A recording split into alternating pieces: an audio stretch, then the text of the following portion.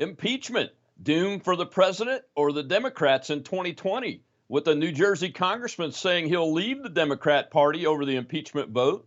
Who will benefit the most from the House very weak impeachment effort in the 2020 elections, Trump or the opposition? Town halls by the few representatives who publicly declared they support impeachment in the 31 Democrat districts that went for Trump in 2016 have been met with very strong and vocal grassroots opposition. So strap in. This is the Rob Mena Show.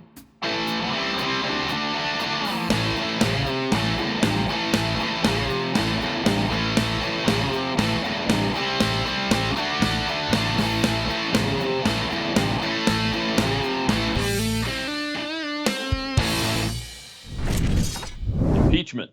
The Constitution stipulates for a president of the United States it must be for treason, bribery, or other high crimes or misdemeanors.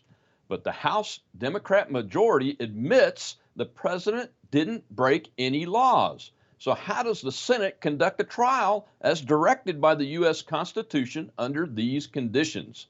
The Senate Democrat minority leader is already calling to bring in witnesses that the House majority declined to pursue through the courts, such as Don McGahn, National Security Advisor John Bolton, Acting Chief of Staff Mick Mulvaney, and Secretary of State Mike Pompeo.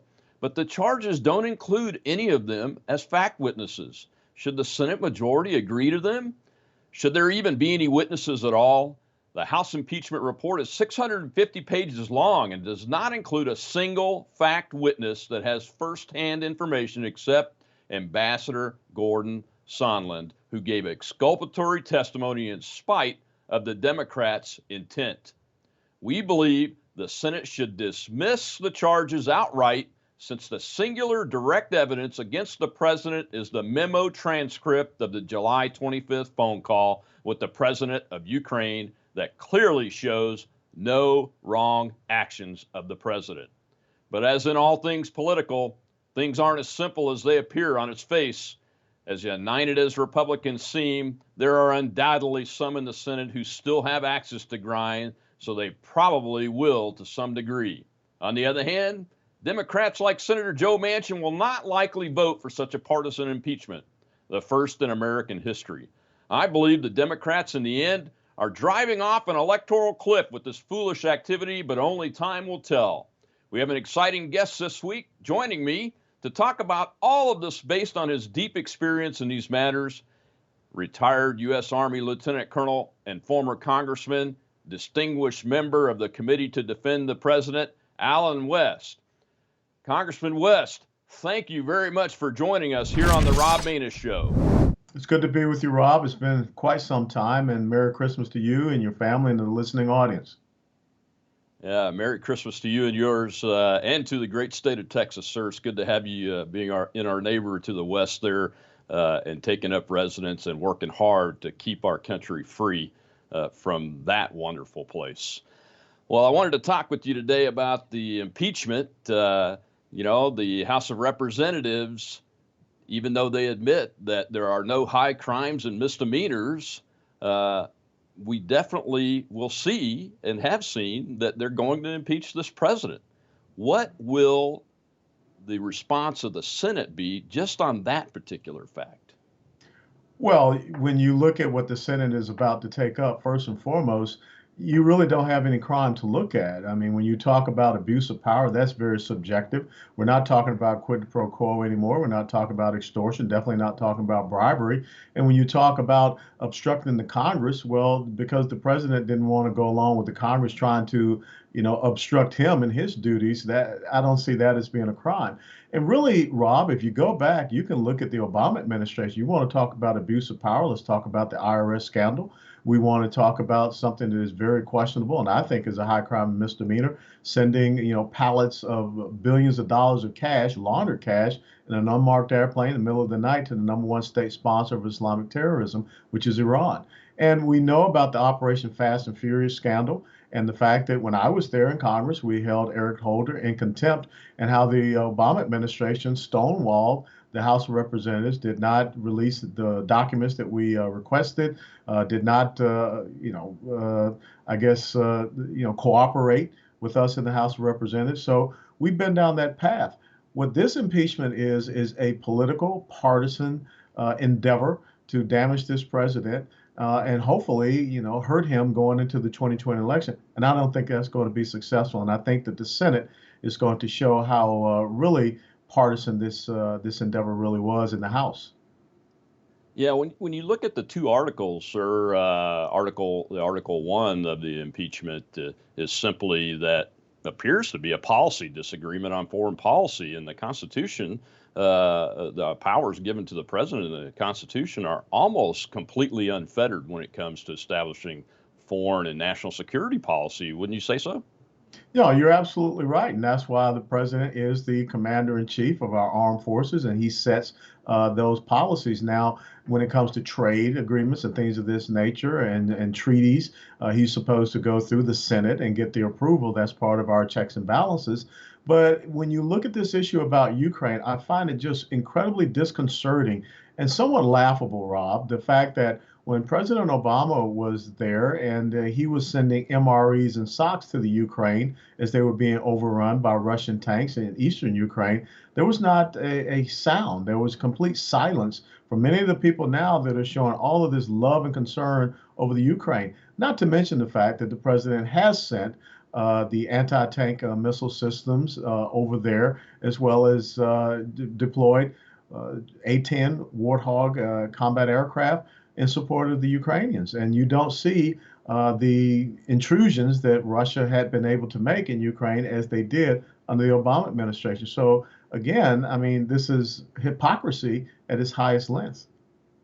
In fact, the Javelin missiles, the anti-tank missiles, were not part of the aid that was being held up to get answers to the president's questions about corruption and where we were at on that and whether he should finally release it. So it's a completely hypocritical,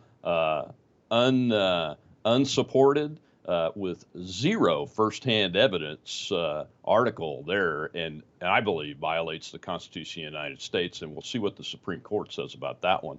The second one, you mentioned the Obama administration and Fast and Furious and the subpoenas that took like 7 months to finally get them answered, and eventually the Attorney General Holder was held in contempt of Congress for his refusal to provide the information that Congress was expecting.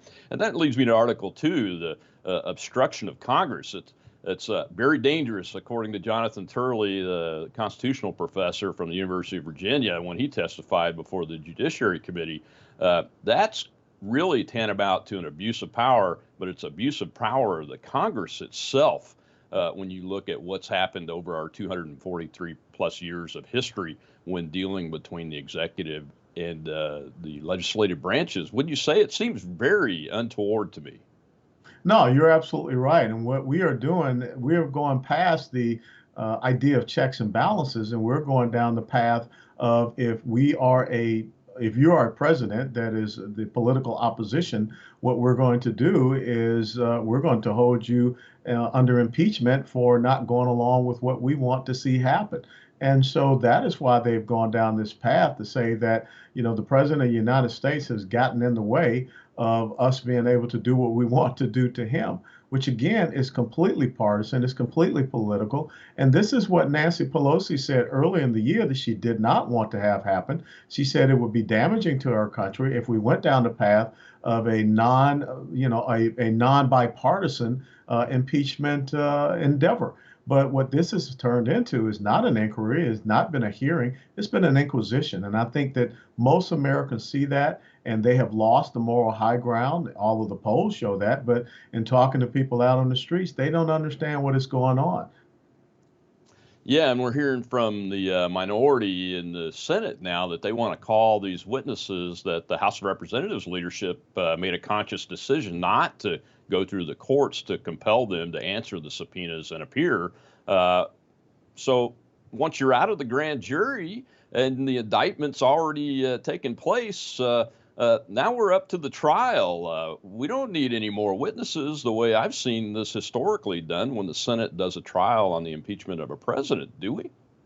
No, we don't. And I think that we should just go ahead and have a vote. We don't need to have any more continuation of this kabuki theater. And when you think about it, Rob, you go back, everyone wants to talk about the last impeachment of a president, that was Bill Clinton. We know that he lied under oath about the Lewinsky incident. Now, that without a doubt was reason to bring up the impeachment, but there has yet to be any substantiated, crime or falsification or anything against President Trump. As a matter of fact, the entire country could read the transcript between himself and President Zelensky of the Ukraine. Unlike Adam Schiff getting up there from the chair as the committee chairman there and just kind of making up the conversation as he was going along. But where are going to be the crimes against that? I mean, you can't believe that you have some privilege as a member of the House of Representatives to falsify information. And once again, Adam Schiff making up the rules as he goes along. I think it was Rule 660 that he kept, speaking about. Well, why is it that Chuck Schumer now believes that he has the right to call in witnesses when the Democrats on the House side completely squashed any ability for the Republicans to be able to call up any witness? And thank God they were able to get Jonathan Turley in against those other three very partisan, quote unquote, law professors. I agree with you on that, and fortunately, Mr. Turley, even though he didn't vote for Donald Trump, is not a partisan. He comes from this from his profession's perspective, Absolutely. and he's been studying the Constitution and the court system for a very very long time, and has always been very fair from what I've seen.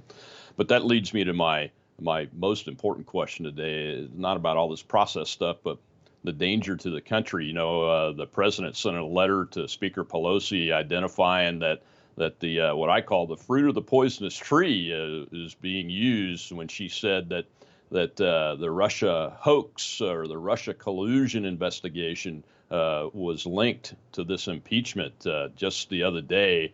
But we saw in the DOJ FISA abuse report and the report on the FBI actions before the 2016 election from last year that we now have identified, I think, a linchpin or two in the criminal conspiracy, as Lindsey Graham calls it, to take down first the candidate and then the president of the Yes. United States.